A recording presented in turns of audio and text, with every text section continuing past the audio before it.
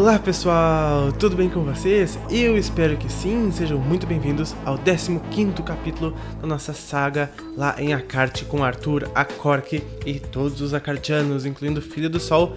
Mas hoje o Eio não está aqui novamente, mas não se preocupem, pois hoje é o último capítulo que ele não aparece. No capítulo de amanhã ele já estará aqui de novo, ele está em viagens, não para Akart, mas em viagens. E em breve ele volta, então não se preocupe, no capítulo de amanhã ele já estará de volta. E na nossa incrível saga, estamos tomando rumo de um estágio de futebol. Na verdade já estamos lá, e não é de futebol, é de esporte, né? Que tipo de esporte será que eles praticam lá em Akart?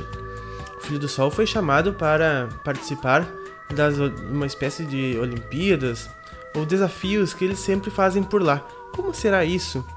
O que será que vai acontecer? Eles estão num estágio onde está cheio de gente, está aparentemente lotado, e soou um gongo, onde então, teoricamente, seria a chegada do Filho do Sol.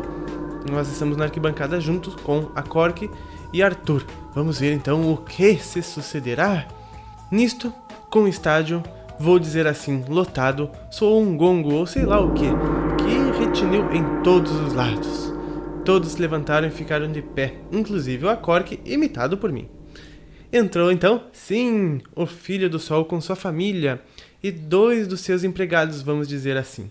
E mais 2 senhores. Um destes últimos reconheci em seguida ser o tal do Tuek, que conheci em Kon, a outra cidade, na primeira cidade que ele chegou lá. O Tuek foi a primeira pessoa que falou com ele lá no quarto. Todo aquele povo que ali se encontrava não batia palmas, nem tampouco davam vivas ou faziam qualquer outro rumor. Olha que curioso. Ficou de pé em completo silêncio, até que os recém-chegados se sentaram. Só então todos se sentaram também. A Cork cumprimentou os que não havia cumprimentado, travando um animado diálogo com eles. A mim somente Tuek veio cumprimentar e perguntou por intermédio de Acork como eu estava, como eu passava. Respondi que ia bem. Havia ali, como já disse, 10 cadeiras, 6 em primeiro plano, nas quais estavam sentados eu, a Cork, o Filho do Sol, a esposa, Tuek e o outro. Imagina o quanto o Arthur realmente não estava na sessão. Claro que lá não tem uma mesa mais importante que a outra, uma cadeira mais importante que a outra, mas ele estava sentado na fileira junto com o Filho do Sol. A esposa dele realmente era uma figura ilustre no país, no momento, o nosso Arthur. Então, né, os meninos e o moço ficaram nas cadeiras do segundo plano atrás de nós. Eu estava sentado bem na ponta e segui a Cork. E a seguir a Cork, depois o Filho do Sol, a esposa e os outros 2 senhores aqueles. Sentia-me feliz porque o monstrinho havia sentado atrás de nós. Só assim não precisava estar enfrentando constantemente aquele seu olhar curioso. Até alguém falou no comentário que poderia ter causado uma invasão alienígena o Arthur ter dito isso sobre a filha do Filho do Sol. Que o Filho do Sol poderia ter se ofendido com a história que o Arthur contou, dizendo que a filha dela era tão feinha. Mas que nada, né, gente? Então, após terem conversado longamente entre eles, a Cork traduziu-me uma pergunta do Filho do Sol. Certamente gosta de esporte, pois é de nosso conhecimento que na Terra praticam vários tipos. Sim, sou grande admirador de várias modalidades que são praticadas na Terra. Espero que aprecie os nossos, pois temos alguns muito parecidos aos seus. Olha só. Sim, senhor, terei prazer. Nisto entraram 2 indivíduos no gramado, se é que assim pode ser chamado, né? Porque era um gramado sintético. Cada um com uma vasilha na mão semelhante a um balde. Vi que todos prestavam atenção a eles e pensei, que esporte será que vão apresentar estes 2? Por sorte não perguntei a Cork, pois em seguida vi que vieram para demarcar o gramado. Fizeram um risco com tinta clara de uns 25 metros sobre o meio do gramado. Entrou as pessoas com o balde e já achou que fazia parte do esporte, né? Eu também. A seguir fizeram outro igual paralelo a esse a uns 10 metros. Então olha só, eles fizeram um risco com tinta clara de uns 25 metros sobre o meio do gramado. A seguir fizeram outro igual paralelo a este, a uns 10 metros retirado daquele lá. Depois fizeram mais uns 20 em sentido contrário, ligando os 2 primeiros aos outros e se retiraram, deixando o gramado como uma zebra. Olha só. Assim que se retiraram, entraram 2 fileiras de jovens moços. Deram uma volta olímpica e foram postar-se frente a frente sobre o meio do quadrado que fora pintado. Eram 20 ao todo, então deve ter ficado como um xadrez, talvez. Uns trajavam calções escuros até o joelho e os outros claros, como um calçado parecido com chuteiras, pois vi bem que tinham uma espécie de garradeiras. Camisa, não usavam gorro, tinham apenas um tipo de travesseiro em cada ombro, sustentado por uma tira correndo ao meio das omoplatas. Eu até ri intimamente em pensar que os jogos iriam apresentar ali aqueles 20 jovens. Futebol como o nosso não podia ser, nem parecido, pela demarcação do gramado e pelos trajes, né? Eu já me senti até com vergonha de pedir tantas explicações a Cork, por isso resolvi esperar para ver se eu mesmo podia entender o que iam apresentar. Mas assim não ocorreu, porque a Cork, virando-se para mim, começou a me explicar aquele jogo de empurra. Foi assim que eu batizei-o a seguir, por não achar um nome mais adequado. Aqueles 20 jovens, como já disse, pararam 10 de cada lado, vieram 2 senhores e lhe deram umas ordens, segundo o que pareceu. Ou melhor, umas instruções, né? Dali, se aproximaram de 2 em 2 sobre o meio de cada 2 riscos daqueles, ficando 2 riscos maiores em sentido contrário na retaguarda de cada grupo. Daí todos se encostaram ombro a ombro e começou o que eles chamam de esporte. Consistia este em empurrar-se uns aos outros até transpor a linha traseira. Assim que um conseguia fazer o seu competidor transpor a linha traseira para este par, estava findada a luta e não podia ir a socorro a outro que estivesse mal. Por fim, a equipe que fizesse transpor mais adversários era a vencedora. Havia uma série de regulamentos que a Cork não me explicou e eu não pude entender por mim mesmo, é claro. O que eu entendi sem explicações foi que a equipe de traje claro venceu, porque conseguiu empurrar 6 para fora, enquanto os escuros só conseguiram 4. Finda a refrega. Os brancos vencedores se postaram num meio círculo no meio da praça de esportes, ficando logo atrás os vencidos. A assistência aplaudia com entusiasmo os vencedores. Estes entravam sorridentes, enquanto os derrotados pareciam uma equipe de futebol aqui da Terra quando perdem uma Copa do Mundo. Puxa vida. Eu refleti porque de tantos aplausos sobre a importância que podia ter uma disputa dessas para merecer tantas ovações, quanto o Filho do Sol se levantou, e como num passe de mágica todos calaram. Ele, por uma escada rolante logo à nossa frente, que me havia passado despercebido, desceu para o gramado e, ao pisar neste, recebeu uma ovação tão estrondosa que até eu, sem saber ao certo porquê, também aplaudi. Com gestos elegantes, ele agradeceu a todos, então cessou as ovações. Então, na verdade, os times que perderam também receberam aplausos, né? Encaminhou-se até os atletas vencedores e junto com eles chegou um outro senhor que vinha da outra extremidade, este com uma caixinha nas mãos que abriu em frente do filho e em seguida tirou de dentro um objeto que eu vi tratar-se de uma medalha. Então, destacou-se do grupo um atleta que, sobre uma estrondosa salva de palmas, recebeu a medalha. Em seguida, foi tirando medalhas menores e as foi entregando a cada membro da equipe vencedora.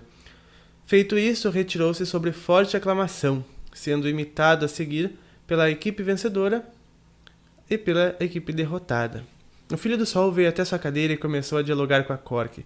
Eu não entendia nada do que diziam. Fiquei pensando sobre o esporte que acabava de assistir e disse para os meus botões: ora, fazer tanta cerimônia em torno de um jogo de empurrar desses? É verdade, né? Será que não sabem um esporte melhor que este? Na Terra, semelhante a isso, eu só conheço a briga de touros. Outra coisa que me intrigava era aquele atleta que recebeu a primeira medalha, pois na outra remessa recebeu também, porque só ele recebera 2. Talvez fosse o comandante da equipe, Para tirar as dúvidas, já que a Cork puxava a conversa comigo, eu perguntei: aquele atleta que recebeu a primeira medalha, por que recebeu outra depois? É o comandante da equipe? Não, aquele foi o campeão individual, por isso recebeu duas, uma por ter sido campeão individual e outra por equipe. Como campeão individual, o primeiro a conseguir fazer seu adversário transpor a faixa branca, compreendo. E se caso o primeiro fizer o adversário transpor a linha tivesse sido um dos perdedores, como ficaria então? Ficaria os pretos com o campeão individual e os claros por equipe. Olha, e no caso de vencer 5 de cada lado, neste caso fica campeã a equipe que tiver o campeão individual. Mas se por acaso um Brutamontes topar com um bem pequeno, o Brutamontes terá 99% de probabilidade de ser campeão. Não, isto não acontece, porque as equipes são combinadas. Tem que haver igualdade de peso e de altura em cada par, com diferenças mínimas. Bem, então é diferente do que eu pensava. Como eu não via ninguém se retirar, perguntei: vai haver novas competições? Sim, mas bem diferentes do que já foi apresentado e semelhante ao futebol da terra. Quer dizer que aqui conhecem e praticam o futebol como o nosso da terra? Não, nós acarteanos não praticamos este esporte, porém muito de nós assistimos partidas do mesmo disputadas nas praças de esporte da terra. O senhor diz que cidadãos acarteanos já estiveram assistindo partidas de futebol em nossos estádios? Não, quero dizer que assistimos dentro dos estádios e sim, pela televisão e por intermédio de outros aparelhos de que dispomos. É inacreditável tudo isso. Nisto entraram no estádio vários homens trazendo os objetos em forma de U. Então tu viu que legal, eles acompanham os campeonatos daqui da Terra, principalmente aqueles que envolvem o planeta inteiro, né? Uma Copa do Mundo, por exemplo, é um evento esportivo que tem audiência também em outras partes do universo. Eles vêm ver esse nosso esporte como está sendo, né? Isso é bem legal. Então entraram pessoas trazendo objetos em forma de U, que logo vi tratar-se de goleiras. Porém, o que me deixou encabulado foi que em vez de somente 2, trouxeram 5. 2 de tamanho como as nossas e outras 3 menores entre aquelas. Será que a Cork, que Arthur, ainda vai lançar mais uma moda nesta série? Acho que sim, hein? O que eu vi a seguir é quase impossível descrever, mas vou fazer o possível para dar a entender com o auxílio de Cork. As colunas não tinham uma base embaixo, por isso fiquei intrigado com o fato de as goleiras ficarem tão firmemente em pé. Outra coisa menos intrigante para mim era que aqueles homens se retiraram, deixando o gramado todo demarcado e as 5 goleiras de pé. Como eu não vi usarem vasilhas com tinta, como da outra vez, perguntei a Cork como é que essas goleiras, já que ele conhecia nosso futebol, forçosamente sabia do que eram as goleiras, né? Ficam tão firmes sem escoras. O senhor poderia me explicar? Quantas goleiras? Elas têm parafusos no centro da parte de baixo. Uma chave que é introduzida por uma abertura nas colunas que não se vê daqui. E quanto à demarcação, conforme já lhe disse, isso não é grama natural, e sim artificial. Eles retiraram uma lista e a viram, e como no outro lado é cor diferente, fica como você vê demarcado. Então deve ter as pedacinhos de borracha, né? Mas e esta parte que é virada? Não fica frouxa? Não fica porque é bem encaixada. Creio que se você fosse lá embaixo, apalpando com as mãos, acharia as emendas. E por que não foi usado o mesmo processo de demarcação para o jogo anterior em vez de tinta? Bem, é que há muitas modalidades de esporte, por isso se torna impossível usar esses sistemas para todos. Quer dizer que este que vão apresentar agora é um dos esportes favoritos daqui? Sim, é um dos favoritos. Quantas pessoas jogam neste esporte? Nesta vez, 26, 13 de cada lado. Agora virou-se para o Filho do Sol e somente falou comigo depois que terminou a disputa que a seguir se iniciou. Duração de 1 hora da Terra. Enquanto eles dialogavam, eu fiquei observando tal esporte. Depois das explicações de Cork com o que vi, vou dar uma ideia de como é praticado o tal esporte. Como já disse, havia 5 goleiras, sendo que as duas maiores eram do tamanho de uma goleira normal aqui da Terra, e as outras 3 com 4 metros de comprimento e altura das outras duas. A distância entre elas era de 30 metros de uma grande até a primeira pequena, e de 20 metros entre as pequenas. Assim que entraram os 26 atletas, 13 com trajes escuros e 13 com trajes claros, se espalharam por meio daquelas 5 goleiras. Onde nos encontrávamos, podíamos ver bem a disposição dos 26 atletas, pois as 2 goleiras grandes ficavam uma à nossa esquerda e outra à nossa direita. Ficavam assim divididos, 5 claros e 4 escuros entre as goleiras grandes entre as goleiras grandes a 2 escuros, idem entre as outras 2 pequenas, e entre a última pequena, a contar da nossa esquerda, e a grande da direita, 4 claros e 5 escuros. Olha, gente, eu sei que deve estar difícil da gente imaginar como que é a disposição desse jogo, né? Porém, eu estou tentando descrever ao máximo como está aqui. Eu digo escuros e claros, porém não eram pretos e brancos. Se os denomino assim, é só para diferenciá-los, pois não distingo bem as cores, né? Bom lembrar que não distingo bem as cores mesmo.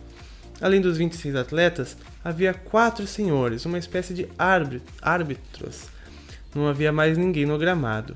Dos 4, 2 se postaram numa lateral e 2 na outra. Então, um dos que estava na lateral à nossa frente, com um passe de mágica, para mim pareceu, com uma bola nas mãos, bola esta nada diferenciando das nossas, olha só. O gramado era demarcado conforme desenho na página das reproduções. Vou colocar aqui o desenho para vocês. Imagem não encontrada. Um deles se dirigiu para uma goleira pequena do centro e largou a bola em algo parecido com um rato, bem sobre o meio da barra superior da goleira referida. Depois retirou-se para a lateral, indo reunir-se ao seu companheiro. Por seu lado, os 2 da outra lateral pararam, um de cada lado na linha lateral, que corria paralela à goleira do centro. Quando os atletas, além dos 2 que guarneciam as 2 goleiras grandes, vi que nenhum dos outros tomaram posições idênticas nas goleiras pequenas, ficando, pareceu-me, uns marcando os outros. Então um dos árbitros levantou uma mão e, quando a abaixou, a bola que estava em cima da barra saltou para cima uns 3 metros, e não se por acaso, ou porque era para acontecer assim, picou na volta bem certa na barra que estava em cima da barra e saltou para a direita. É assim que está escrito. Assim que tocou no solo, travou-se uma renhida disputa pela posse desta entre os atletas, indo culminar com a bola transpondo a goleira pequena e a seguir também a grande, impulsionada pelos pés dos claros, sem que, pareceu-me, um dos escuros tocasse nela. O goleiro, digo assim porque eram somente os 2 que guarneciam as duas grandes que permaneceram lá durante a disputa. É assim que está escrito, né? Digo isso porque somente os 2 que guarneceram as 2 grandes que permaneceram lá durante a disputa, enquanto nas pequenas... tá. Ora era um, ora era outro. Esta parte é meio difícil da gente entender, né? Foi buscar a bola e colocou-a num retângulo, uma pequena área, ele disse entre parênteses, em frente à sua goleira, e deu um passe para um dos seus companheiros. Surpreendi-me com isso, pois esperava que a bola fosse colocada para a nova saída, no local antes descrito por mim. Deduzi que talvez o ponto não tinha validado por algum motivo ou outro. Aquele que recebeu o passe deu um drible no adversário, e passa para cá e passa para lá. Num instante tinha feito a bola varar as 3 goleiras pequenas, chegando até a frente da goleira grande dos claros, porém não conseguiam fazer a bola transpô-la neste primeiro ataque. E desse jeito, um pouco frente à goleira dos claros e uma outra em frente à dos escuros, às vezes passando por elas, sem que eu entendesse, patinava... Bom, se ele não estava entendendo, imagina nós, não é verdade? E desse jeito, um pouco à frente a goleira dos claros e a outra em frente a dos escuros, às vezes passando por elas sem que eu entendesse. Patinava daquela barbaridade de gols, até quando um dos árbitros deu por findada a disputa com um aceno de mão. Entre parênteses, a propósito dos 4 árbitros, 2 sempre corriam, um de cada lado, sempre acompanhando as jogadas, enquanto os outros 2 permaneciam sentados com o papel nas mãos, também um de cada lado. Então todos se levantaram, bateram palmas. Eu, porém, ainda não sabia. Ele não devia saber para quem estava batendo palma, né, pessoal? Para qual das duas? Porque pareciam contentes igualmente.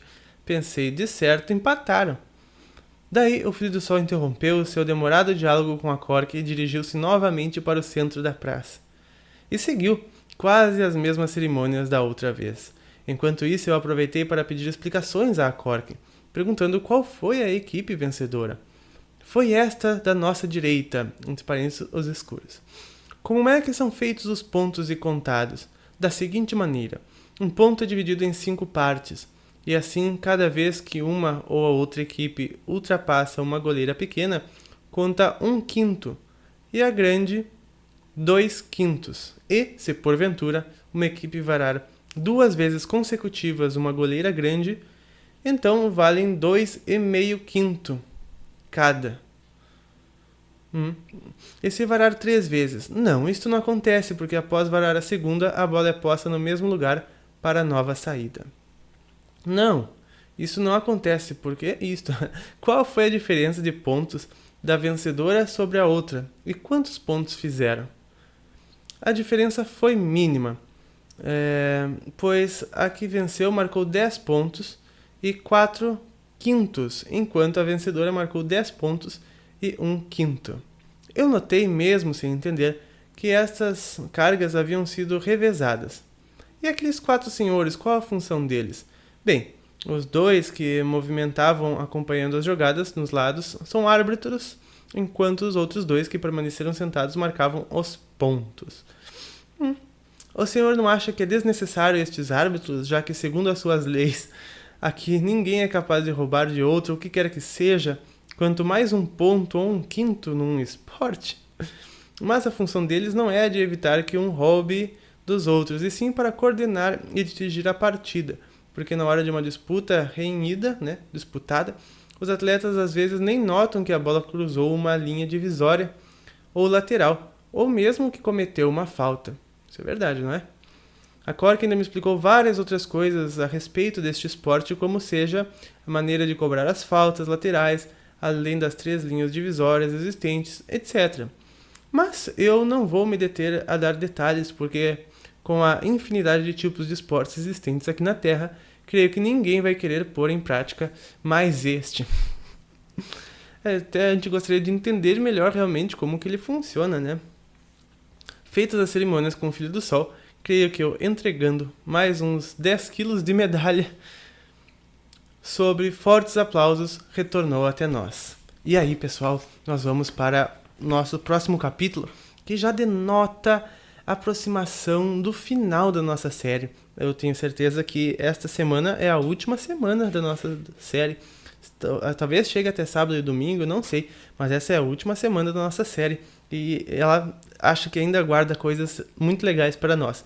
O nome do próximo capítulo é Despedidas. Vi que o espetáculo estava findo, pois vagarosamente aquela multidão ia se retirando. Quando o Filho do Sol retornou, nosso grupo estava todo de pé.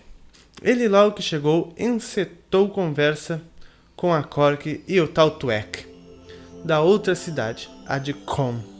Foram saindo pelo corredor que dava na marquise, seguidos por mim e mais atrás pelos outros. De repente, pararam e se viraram para mim os 3.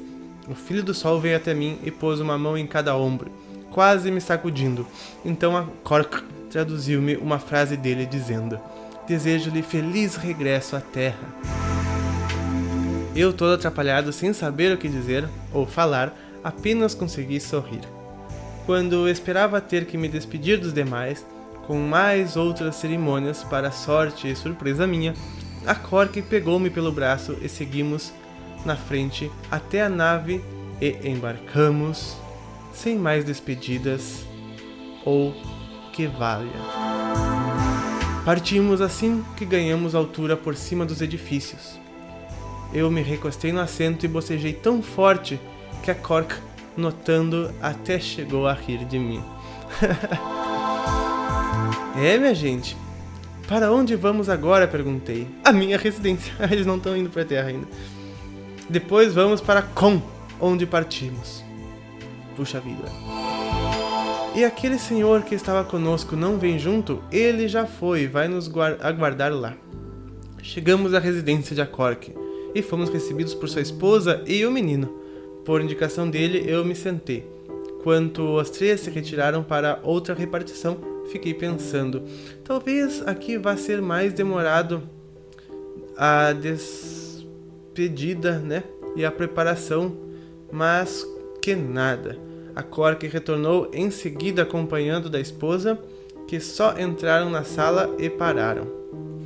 A Cork, com uma valise não muito grande numa mão, uma valise, não sei o que é isso, contendo com certeza um dos nossos pertences, sem maiores cerimônias, disse: "Vamos!"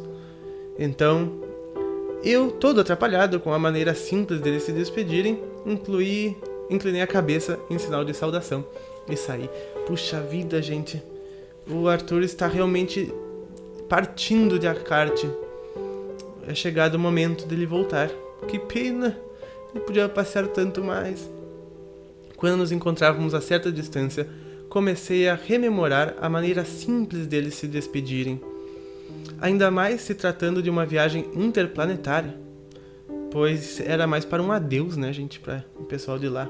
Acho que só quantos anos depois Arthur iria vê-los novamente, né, em outro planeta. Pois aqui na Terra, até para viajar de uma vila a outra, a gente se despede com muitas cerimônias, enquanto em Akart, talvez por terem certeza no regresso, é verdade, né, com os meios práticos de locomoção de que dispõem, não haja nada disso. É verdade. Enquanto refletia sobre isto, eu olhava para baixo a fim de ver as cidades que sobrevoávamos. Foi a Cork que me tirou daquele estado pensativo e contemplativo, dizendo: "Então, está contente agora?" "Se estou. Vamos partir logo que chegarmos, ou vamos dormir em Con antes?"